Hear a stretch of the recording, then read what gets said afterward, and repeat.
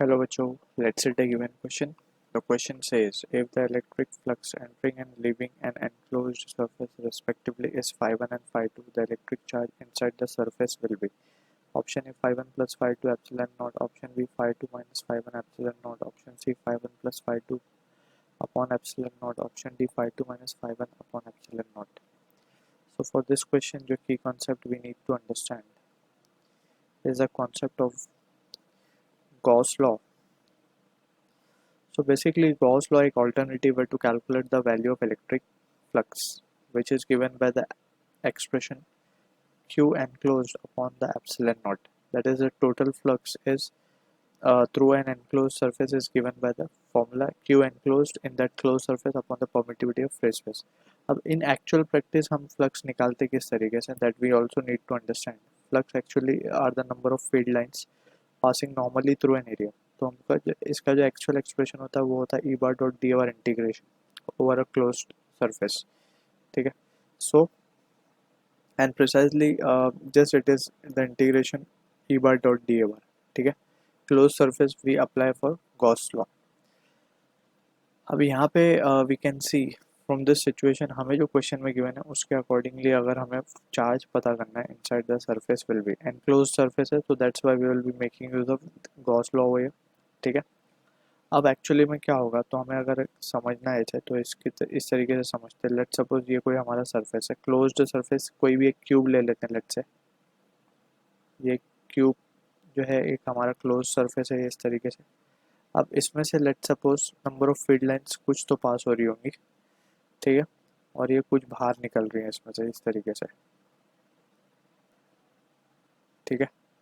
तो अब अगर हमें ध्यान से देखें हम इसमें कुछ तो फील्ड लाइंस एंटर कर रही हैं और कुछ बाहर निकल रही हैं. तो यहाँ पे हमें समझना क्या होगा कि जो फील्ड लाइंस फ्लक्स जो एंटर करने वाली फील्ड लाइंस है उनकी वजह से और फ्लक्स जो बाहर निकल रही है फील्ड लाइन उनकी वजह से. एक तो हम यहाँ पे देख सकते हैं कि ई बार डॉट डी ए बार हमें लगाना है. बेसिकली इसको अगर हम सिंप्लीफाइड वे में लिखें तो it is E A cos theta. ठीक है ना. इफ इलेक्ट्रिक फील्ड अगर हम मान लें कि कांस्टेंट है तो this will be the case E A cos theta. So ये हो जाएगी फ्लक्स की वैल्यू. अब हम देखें ये मान लेते हैं लेफ्ट साइड वाला सरफेस फर्स्ट सरफेस है, राइट साइड वाला सरफेस सेकंड सरफेस है. ठीक है. तो लेफ्ट साइड का अगर हम एरिया वेक्टर निकालें तो इसका एरिया वेक्टर किस तरफ आएगा, इसका एरिया वेक्टर आएगा इस तरफ.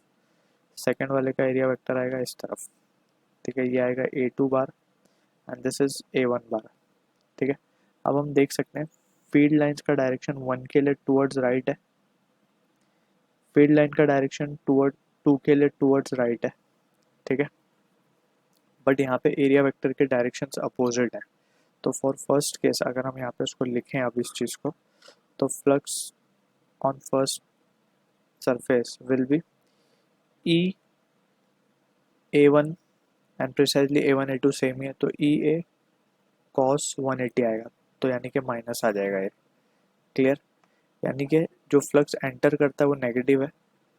ये एंटरिंग वाला फ्लक्स हमने निकाल लिया. ठीक है. phi2 की अगर हम बात करें तो ई ए कॉस जीरो होगा बिकॉज ए और ई दोनों का इलेक्ट्रिक फील्ड लाइंस और एरिया वेक्टर का डायरेक्शन सेम है तो ये वैल्यू पॉजिटिव आएगी. तो ये है लिविंग द क्लोज सरफेस. ठीक है. यानी कि एक पॉजिटिव है एक नेगेटिव है. ठीक. पॉजिटिव कौन है जो लीव कर रहा है, नेगेटिव कौन है जो एंटर कर रहा है. तो हमें चाहिए फ्लक्स चार्ज चाहिए इनसाइड दिस क्लोज लूप. तो हम क्या लिख सकते हैं इसको by Gauss law we can write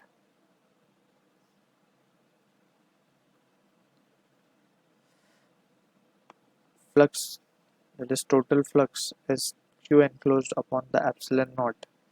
So यहाँ से Q enclosed क्या आ जाएगा हमारे पास, Q enclosed will be phi into epsilon naught. अब phi basically हम देख सकते हैं एंटर और एग्जिट दोनों पे है तो इसको हम लिखेंगे phi2 पॉजिटिव है एंड phi1 नेगेटिव है. सिंस हम इसको बोल सकते हैं कि also we know flux is a scalar quantity तो सिंपली हम इसको ऐड करेंगे टोटल फ्लक्स के लिए. Right. So it will be phi2 minus phi1. तो इस तरीके से we have the total flux into epsilon not.